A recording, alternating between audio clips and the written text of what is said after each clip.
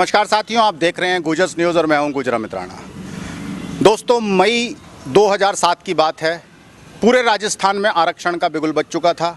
गुजर समाज के तमाम लोग पटरियों और सड़कों पर आ चुके थे। मीडिया उनके बीच में एक नेता की तलाश कर रहा था, एक ऐसा नेता जो इन बुजुर्गों की बात ठीक से मीडिया के सामने रख सके। उन्हें लग रहा था कि ये कम पढ़े लिखे से लोग क्या अपनी बात भी ठीक से मीडिया के सामने रख पाएंगे। और तभी एक लाल पगड़ी पहने हुए बुजुर्ग मीडिया के सामने फर्राटेदार अंग्रेजी बोलते हुए दिखाई दिए। तमाम मीडिया का ध्यान उस व्यक्ति की ओर गया कि आखिर ये व्यक्ति है कौन, जो कम पढ़ा लिखा दिख रहा है, गांव के वस्त्रों में दिख रहा है, पगड़ी पहने हुए है, लेकिन फिर भी इतनी फर्राटेदार अंग्रेजी बोल रहा है। और धीरे धीरे सारा मीडिया उनके आसपास जमा हो गया और देखते ही देखते वो बुजुर्ग पूरे हिंदुस्तान में छा गए और उनको मीडिया ने नाम दिया पटरी वाले बाबा। जी हाँ, हम बात कर रहे हैं कर्नल किरोड़ी सिंह बैंसला की, जिन्हें पूरा गुजर समाज प्यार से कर्नल किरोड़ी बाबा कहता है। 31 मार्च 2022 को कर्नल साहब हमें छोड़कर इस दुनिया से चले गए। आज उनकी प्रथम पुण्यतिथि है। उनको श्रद्धांजलि देने के लिए हमने ये वीडियो बनाया है। आज हम आपको लेके चलेंगे उनके गांव में। न सिर्फ कर्नल साहब के बारे में आपको बताएंगे, बल्कि उनकी वो कुटिया भी दिखाएंगे जहां वो रहा करते थे और जहां से उन्होंने आंदोलन करके गुजरों को आरक्षण दिलवाया और देखते ही देखते पूरे हिंदुस्तान में गुजरों की पहचान बना दी। तो आइए हमारे साथ चलिए, रूबरू कराते हैं आपको कर्नल किरोड़ी साहब की जीवनी से। कर्नल किरोड़ी सिंह बैंसला का जन्म 12 सितंबर 1940 को राजस्थान के करौली जिले के गांव मुंडिया में बच्चू सिंह के यहाँ हुआ था। वे बचपन से ही काफ़ी कुशार्ग थे, इसलिए माता पिता ने उन्हें नाम दिया किरोड़ी, यानी जो करोड़ों में एक होगा, और उन्होंने माँ बाप की इस बात को सत्य भी साबित किया। कर्नल साहब की प्रारंभिक शिक्षा गाँव में ही हुई। इसके बाद उन्होंने भरतपुर और जयपुर के कॉलेज में पढ़ाई की। बचपन में काफ़ी कम उम्र में ही उनकी शादी हो गई थी। उनके 3 पुत्र और 1 पुत्री हैं। बड़े पुत्र दौलत सिंह सेना में कर्नल पद से सेवानिवृत्त हो गए। दूसरे पुत्र जय सिंह मेजर जनरल हैं। तीसरे पुत्र विजय सिंह बैंसला सामाजिक संगठनों से जुड़े हुए हैं। उनकी पुत्री सुनीता राजस्व सेवा की अधिकारी हैं। उनकी पत्नी का निधन पहले ही हो गया था। उन्होंने अपने कैरियर की शुरुआत शिक्षक के तौर पर की थी, लेकिन पिता के फौज में होने के कारण उनका रुझान भी फौज की तरफ ही था, इसलिए वे सेना में सिपाही के रूप में भर्ती हो गए। कर्नल साहब सेना की राजपुताना राइफल्स में भर्ती हुए थे और सेना में रहते हुए 1962 के भारत चीन और 1965 के भारत पाकिस्तान युद्ध में बहादुरी से वतन के लिए जौहर दिखाया। वे पाकिस्तान के युद्ध में बंदी भी रहे। उनके सीनियर्स उन्हें जिब्राल्टर की चट्टान कहा करते थे। उनकी बहादुरी और कुशार्गता का ही नतीजा था कि वे सेना में एक मामूली सिपाही से तरक्की पाते हुए कर्नल के रैंक तक पहुंचे और फिर रिटायर हुए। देश की सेवा के बाद कर्नल बैंसला ने अपने समाज की सेवा करने का फैसला करते हुए गुर्जर आरक्षण संघर्ष समिति की अगुवाई की। उल्लेखनीय है कि कर्नल बैंसला ने 2004 से गुर्जर समाज को अलग से आरक्षण देने की मांग करते हुए आरक्षण आंदोलन की कमान अपने हाथ में ले ली थी। आरक्षण के लिए वे समाज के लोगों के साथ कई दिनों तक चिलचिलाती धूप और गर्मी में ट्रेन की पटरी और सड़क पर बैठे। इस आरक्षण आंदोलन के दौरान बहुत से लोग शहीद भी हुए, लेकिन उनके आंदोलन के बाद ही गुर्जर सहित 5 जातियों को पहले स्पेशल बैकवर्ड क्लास और फिर मोस्ट बैकवर्ड क्लास में अलग से आरक्षण मिला। इसलिए राजस्थान में जब भी बड़े आंदोलन की बात होगी तो कर्नल साहब का नाम सबसे ऊपर आएगा। गुर्जर समाज के लोग उनको इतना प्यार करते थे कि उनकी अंतिम विदाई पर लगभग 5 लाख लोग पहुंचे और पूरा राजस्थान उनकी विदाई का शोक मना रहा था। उनका कद कितना बड़ा था, इसका अंदाजा आप इस बात से लगा सकते हो कि दिल्ली में रखी गई उनकी शोक सभा में न सिर्फ गुर्जर समाज के सभी नेता, बल्कि अन्य समाज के बड़े नेताओं ने भी शिरकत की। समाज के तो वो मसीहा थे और स्वास्थ्य, शिक्षा, वंचितों, गरीबों के लिए जो उन्होंने काम किए उस सबको हम याद कर सकते हैं। आदरणीय किरोड़ी सिंह जी बैंसला जी का निधन राजस्थान और देश के लिए अपूरणीय क्षति है। उनका मानना था कि देश में आंदोलन और आंदोलनकारी मजबूत रहने चाहिए।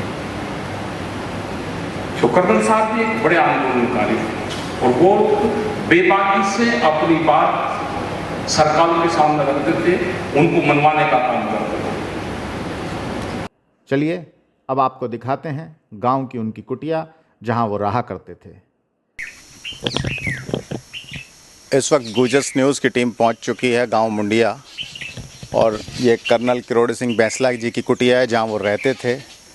हम आपको ये कुटिया के दर्शन कराएंगे और अभी हम आपको उनके सुपुत्र विजय बैंसला जी से भी उनके बारे में बात करेंगे और आपको उनके बारे में बहुत सारी चीज़ें हम इस वीडियो में दिखाएंगे।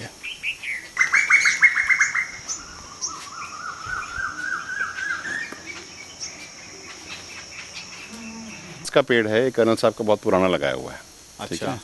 और कर्नल साहब इसको कभी छूने नहीं देते थे। अच्छा, क्यों, ऐसा क्यों? उनका लगाव था। तो ये जितना ये यहाँ दिखाई दे रहा है ना, इतना ही यहाँ भी था, जो ये झुंड अभी दिख रहा है। अच्छा। तो कर्नल साहब के देहांत से करीब 20-25 दिन पहले कर्नल साहब आए थे और अंदर शिवराम है। ठीक है। और शिवराम को कहा कि शिवराम एक काम कर, ये बांस जो है काट डाल। अच्छा। तो शिवराम को बड़ा अजीब लगा कि ये कर्नल साहब ऐसे क्यों कह रहे हैं। तो उन साहब से पूछा कि ऐसे क्यों कटवा रहे हो। तो साहब ने कहा कि काट दे, सूख जाएंगे, मेरे काम आ जाएंगे। मतलब तो उन्हें कुछ अंदर हाँ, अंदेशा बिल्कुल, हो रहा हाँ, अंदेशा था। तो अभी ये जो इतना झुंड दिखाई दे रहा है, ये पहले नहीं था। अच्छा। तो जब कर्नल साहब का देहांत हो गया और जब उनकी अर्थी बनी, तो उसी बांस से बनी जो सुखा के गए थे। मतलब अपने बांस भी खुद ही हाँ, खुद ही सुखा के गए। कोई किसी का कर्जा नहीं रखा उन्होंने। अच्छा। और वो जो बांस जब ये कट गए थे नीचे से, तो करीब 25 एक दिन का समय रहा होगा कि उनके देहांत में और ये बांस कटाने में। अच्छा। तो 25 दिन तक इसमें एक ठूंठ भी नहीं आया था, सूखा पड़ा था बिल्कुल। मेरे पास वो क्लिपिंग पड़ी हुई है, मैं आपको दे दूंगा। जी जी जी। और फिर जिस दिन तिये की देह संस्कार हो गया, फिर अगले दिन तिये की बैठक हुई। तिये की बैठक सुबह में हमने झाड़ू मारी थी ऐसे जैसे यहाँ, तब तो कुछ नहीं था। जब तिये की बैठक संपन्न हो गई, तो उसके बाद पहला इसमें से शूट निकला। अच्छा। और उस दिन से लेकर के आज दिन में आज ये है। तो ये हरियाली उनकी। हाँ, ये हरियाली, अब कुछ भी आप इसमें समझो, ये है। तो ये सारे पेड़ वेड़ जो हैं ये उन्हीं के थे, उन्हीं के लगाए हुए हैं। और ये वाला जो पेड़ है और एक ये पेड़, और ये वाला पेड़। अच्छा। ये दोनों के दोनों, एक मेरी माता जी का लगाया हुआ, एक मेरे पिताजी के हाथों का लगाया और एक उधर। और साहब यहीं रहते थे जी। अंदर कुटिया सी है। एक बार कुटिया कुटिया दिखाता हूँ मैं आपको। ये कर्नल साहब की कुटिया है जहाँ कर्नल साहब रुका करते थे। जब भी वो गांव आते थे तो इसी कुटिया में रहा करते थे। ये उनके बेड, ये तख्त, ये सब यहीं लगे हुए हैं। यहीं लोग उनसे मिलने भी आया करते थे अक्सर। और इस कुटिया के बारे में बाकी जानकारी लेंगे उनके सुपुत्र विजय बैंसला जी से। तो यहीं रहते थे कर्नल साहब। पहले कर्नल साहब ये छप्पर सा था, इसको एक बार रिपेयर भी करा लिया उन्होंने। अच्छा। उनको यहाँ पे बड़ी शांति लगती थी जी। और कर्नल साहब के बाद पढ़ने का बहुत शौक था। हाँ, किताबें। तो ये 2 रैक जो हैं उन्होंने रेडी रेफरेंस के लिए यहाँ रखी हुई हैं। अच्छा। करीब 5 से 7 हजार 10 हजार किताबें हिंडौन के वाले घर में रखी हुई हैं। तो उसमें से ये कभी जैसे रात को 3 बजे उठ के पढ़ने का मन करा तो फिर कुछ ना कुछ रेडी रेफरेंस के लिए उनके लिए रहता था। तो ये है। और ये शैया बीच में लगा करती थी। अच्छा। और यहीं कर्नल साहब सोते थे। ठीक है। वो बाहर भी कुछ दरवाजे पे, गेट पे लिखा हुआ है कि मेरा मन यहीं पे सुख पाए। सुख पाए। तो इसी कुटिया में आके उनका मन लगता था। बिल्कुल बिल्कुल, ये है। तो बैंगन ऐसे लगते हैं यहाँ पे कि किलो के हिसाब से। अच्छा। तो जब उग जाते थे, खुद तो खाते नहीं थे, तो सारे गांव बांटते थे। अच्छा, ये बैंगन उगा के सारे गांव, पूरी जो नर्सरी और जो क्यारियां हैं, ये सब उन्हीं के लगाए हुए हैं। ये पूरी बागवानी उन्होंने की हुई है। यहाँ पर बहुत खूबसूरत सैंडलवुड के भी पेड़ लगे हुए हैं साहब के, हर चीज। अब ये उन्हीं की बागवानी है, ये ऐसी रहेगी। थोड़ा सा इसको मेंटेन और हो जाएगी। जी जी जी जी। अभी देखिए, ये पीछे जो कमरा बना हुआ है, ये मेरे सबसे कर्नल साहब के सबसे बड़े भाई साहब जो थे। जी जी जी। कैप्टन मोहर सिंह जी। अच्छा। ये उनका मकान है। अच्छा अच्छा। और ये देखिएगा, राजपूत रेजिमेंट में। अच्छा। ये कर्नल साहब के सबसे बड़े भाई थे कैप्टन मोहर सिंह जी, जो राजपूत रेजिमेंट में थे। उनका मकान है। अब यहाँ कोई नहीं रहता है, लेकिन ये सब देखभाल सब यहीं करते हैं। कर्नल साहब के जो लोग हैं वही सब अब इसकी देखभाल करते हैं। ये गाँव का ऊपर से नजरिया है। ये सेटअप है। ये हमारे सारे रिश्तेदार हैं, पूरा परिवार ही है। पीछे वाले भी अपने घर के ही हैं, कजन्स हैं हमारे साथ, पीछे चारों तरफ सब जगह। अच्छा। पहले यहाँ पर ऊँट बांधा करते थे, अब तो खत्म हो गए वो। अच्छा। ये पूरा नज़ारा आप देख रहे हैं कर्नल साहब के घर की छत से।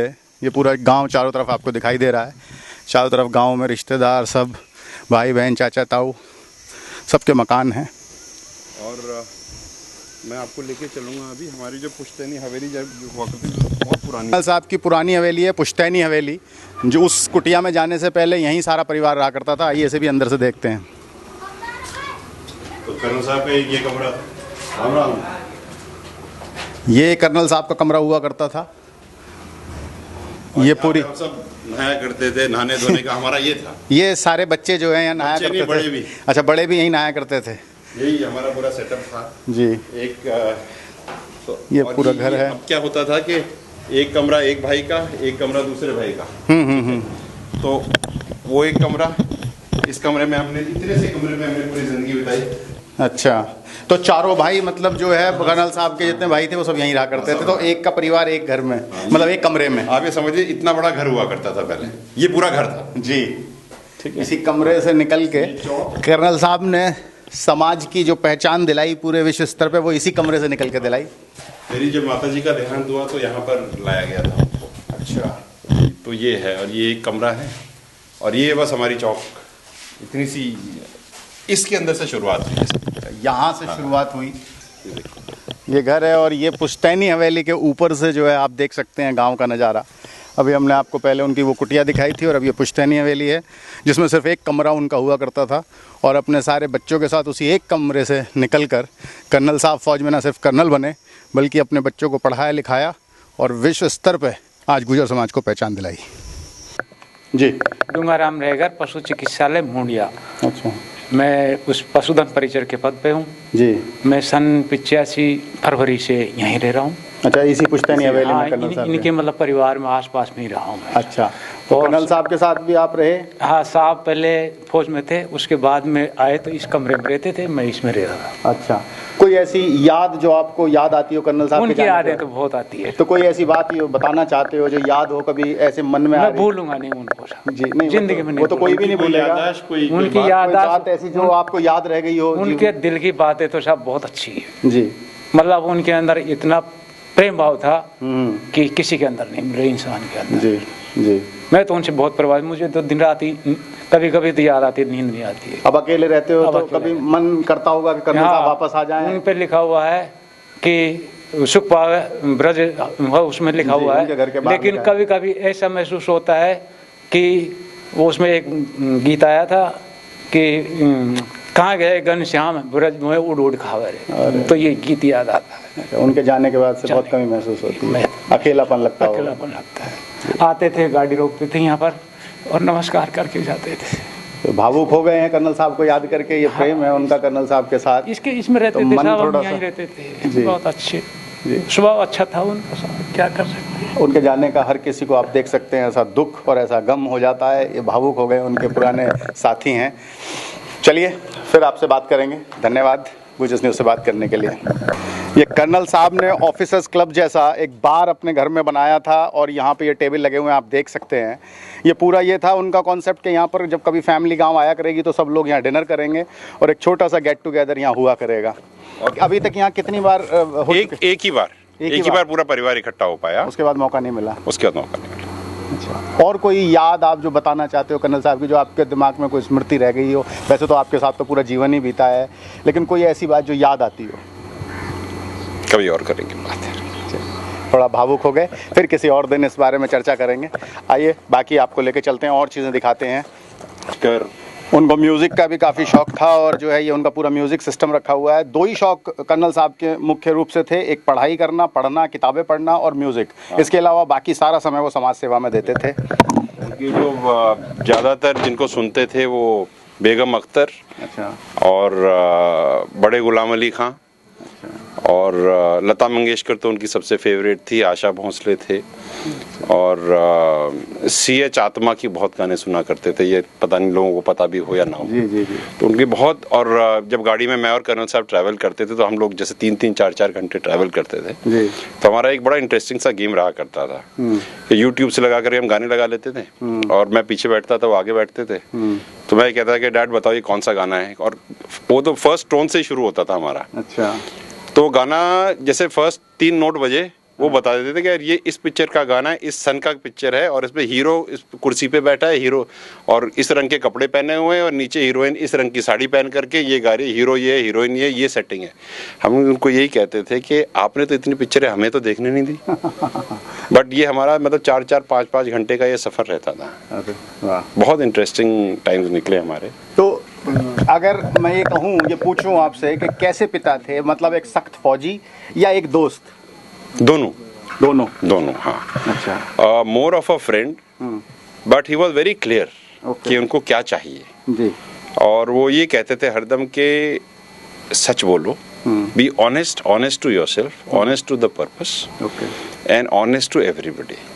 Dishonesty will never take you anywhere. और बहुत सही बात थी, उन्होंने सबके साथ सच बोला, किसी को गलत नहीं कहा। और उनकी एक ट्रेट जो आप कह रहे थे फ्रेंड वाली, वो कभी भी हमें नहीं लगा कि मेरे फादर हैं जी। आप उनसे जाके कुछ भी बात कर सकते थे, कोई इसमें कोई भी ऐसी चीज़ नहीं है जो आप उनके साथ बात नहीं कर सकते। तो ये एक बहुत बड़ी बात है, और not only for me but even for my son, मेरे सिस्टर के बच्चों के लिए, मेरे भाई के बच्चों के लिए वो दादाजी कम थे, फ्रेंड ज़्यादा थे।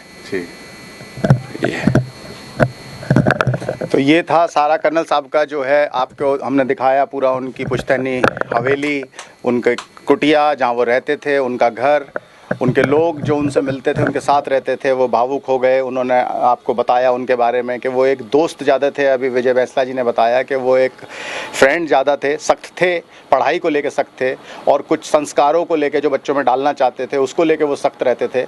लेकिन बाकी किसी भी बारे में अगर उनसे चर्चा करनी हो तो वो एक दोस्त की तरह अपने बच्चों से भी चर्चा करते थे। 31 मार्च 2022 को कर्नल साहब हम सबको अलविदा कहकर इस दुनिया से जरूर चले गए, परंतु वो हमारे दिलों में हमेशा रहेंगे। अगर आपको ये वीडियो पसंद आया हो तो इसको अपने दोस्तों के साथ शेयर करना ना भूलें। धन्यवाद।